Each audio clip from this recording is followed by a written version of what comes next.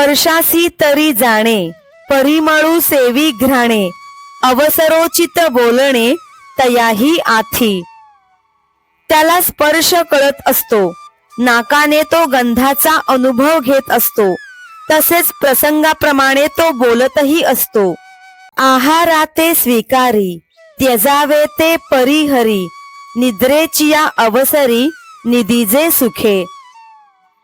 तो आहाराचे सेवन करत असतो, त्यागावयाचे आहे ते तो त्यागतो, झोपेच्या वेळी सुखाने शांत झोप घेतो.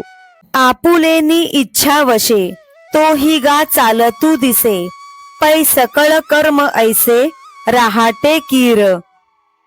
तो आपल्या इच्छेप्रमाणे चालत असतो, अशा प्रकारे तो सर्व कर्मे करत असतो.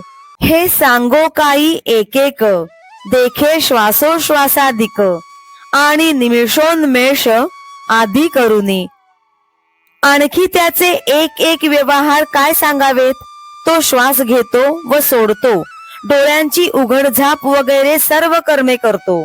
पार्था तयाचे ठाई, हे आघवेंची आथी पाही, परी तो करता नव्हे काही, प्रतीती बळे. हे पार्थ, ही सर्वच कर्मे तो करत असतो, परंतु आत्मज्ञानामुळे या सर्व कर्मांचा करता मात्र तो होत नाही.